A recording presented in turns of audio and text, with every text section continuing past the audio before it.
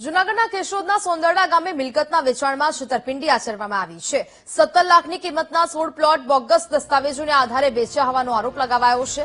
Plot માલિકોએ મૂળ માલિકના વારસદારો સામે police સ્ટેશનમાં ગુનો નોંધાવ્યો છે।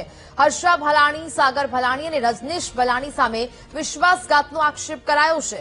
મકાનો બનેલા હોવા છતાં ખાલી જગ્યા દર્શાવી પ્લોટ વેચી દીધાનો આરોપ લગાવ્યો છે। બોગસ દસ્તાવેજોને આધારે અન્ય વ્યક્તિઓને પ્લોટ વેચી દેવાયા હોવાના આરોપ લગાવાયા છે। મિલકત ધારકોને પોતાની મિલકતના ડબલ વેચાણ દસ્તાવેજોની જાણ થઈ। બૃજલાલ ઘેટિયાએ કેશોદ પોલીસ મથકે સમગ્ર મામલે ફરિયાદ નોંધાવી છે।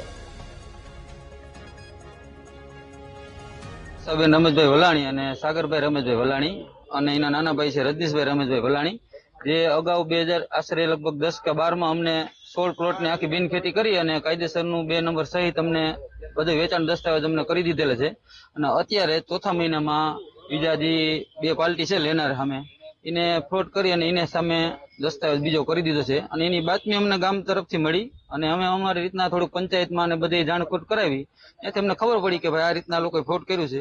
એ બાબત થઈ અને અમે 16 જેટલા છે અત્યારે ભોગ બનનાર, એ બધા અમે અત્યારે પોલીસ સ્ટેશન આવ્યા છે અને આ ત્રણેય વિરુદ્ધ અમે ફરિયાદ દાખલ કરી છે।